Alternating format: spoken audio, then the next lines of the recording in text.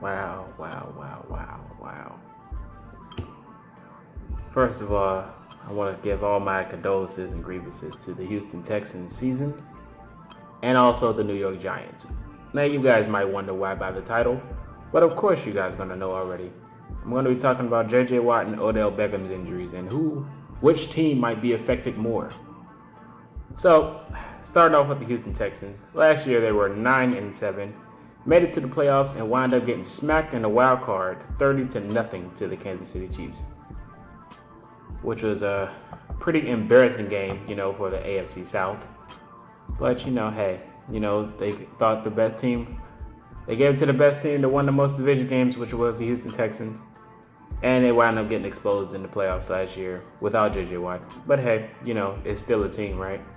So without their leader, I guess you guys can see what happens when it really matters when they play in the playoffs. They get smacked by the Chiefs. That wasn't even really that good because the Chiefs wind up losing the next round to the Patriots 20-27. But other than that, J.J. Watt went down with a leg injury and is out for the season. He had this whole farewell, and he tried to put on the city for Houston. He tried to put on for Houston and all that other stuff, with the storm and everything. I understand and I respect that, man. J.J. Watt's a great talent. Unfortunately, he keeps lingering injuries. It's going to keep up with him. He's getting up with age. So it's only going to get worse from here. I don't know what else the Texans can do for. I don't know if they want to go for another left end or try to find some more talent. I mean, they have Jadeveon Clowney, but, it's nothing like having Clowney and Watt on both ends just coming at your quarterback. So it's going to look kind of weird. And plus, they lost Whitney Merciless in the same game, and he's out for the season. So they're definitely in a funk with their defense. I don't know how they're going to do. My predictions, I see them struggling, and unfortunately, the Jaguars or the Titans might win the division. Most people have the Jaguars winning, and I don't. But it's still early in the season, so it is what it is. On to the next team, Odell Beckham and his injury. Odell Beckham went down also with a leg injury. Well, it was an ankle injury. It was gruesome. If you want to check that out, go ahead and search it on YouTube. I'm pretty sure it's all over the place. But that injury was horrible. He tried to get up and he tried to snap it back with his ankle, but it wasn't budging, man. He just put his face in his towel and cried his way home in the gurney. But that was a pretty gruesome injury. He's typically like a 100 receptions type of guy. I may say 90 to 100.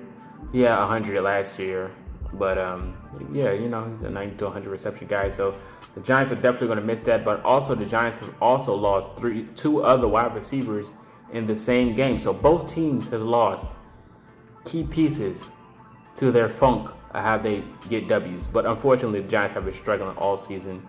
None of the wide receivers has been getting the game involved inside, and none of them can catch. They're looking old. Brandon Marshall went down with an injury. He said his is like Odell. I don't believe it. I'm just thinking he's just trash. Sterling Shepard went down with an injury as well, which is another decent receiver. All three of them are connecting. It's just a whole crisis mode for New York Giants, man. I don't know what's going on over there. Most people had them winning the division, but in my opinion, I had the Eagles winning since the preseason. So I don't know why they had the Giants doing so well when they still have Pickli Manning as quarterback. Yeah, Pickli Manning, not Eli, Pickli Manning as quarterback. I don't know why they still had them winning that division. But anywho, and they don't have a running game as well. But other than that, without Odell Beckham, man, that guys is really in a funk. Going up to last year, they were in the playoffs. They went to the wild card, wound up losing 13-38 to the Green Bay Packers. And the Packers wound up losing after that. So both of them teams losing their star players, J.J. Watt and Odell Beckham. Which players, in my opinion, which team would be most affected? I'm going to have to go.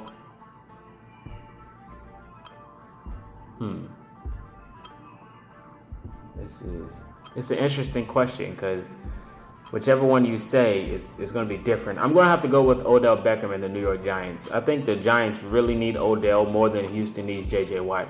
Because without J.J. Watt, that team was still a force. You know what I mean? Like, they still put up points and their defense can still make stops.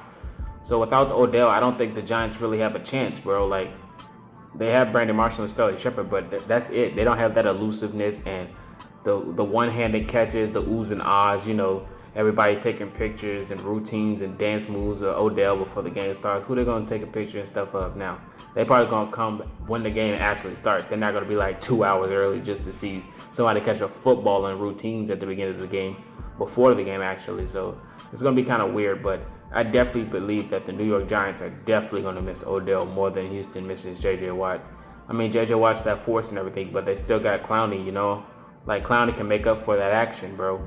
And in my opinion, Houston is better off without J.J. Watt. I mean, if they got rid of him today, I'm pretty sure they can still win a few games in a season more than the Giants without Odell. Like, the Giants without Odell, I do not see them winning at least 7 games in a season, bro. Because Odell's that guy for them, man. 100 receptions. Who else is on that team is going to give you 100 receptions and all those touchdowns and all those yards, man? That yak. Who going to give them that yak for the Giants, bro? Like, just to be honest, that team, they ain't making the playoffs. Let's get that straight. I'm going to say that now. They're not making the playoffs. But other than that, bro, like, that team without Odell, you just can't predict that. It'll just be weird. Like, they got to pay him his money first of all. They have to pay him his money, because if they don't pay him money, they're really not going to have Odell, and it's really going to be a struggle.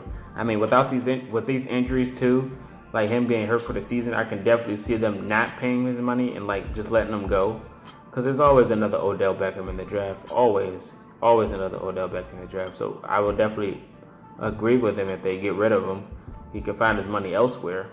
But I also would say sign him back, because if you don't get Odell back and you're the Giants, and then you still have Eli as your quarterback, because Ben Roethlisberger, on the other hand, struggling just like Eli said, he don't have it no more and he might give it up.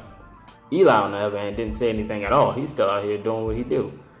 So I don't know, man. I think they should give Odell his money. That's my final answer on that. And J.J. Watt, I told you so. I told you so. I told people that J.J. Watt was going to get hurt again.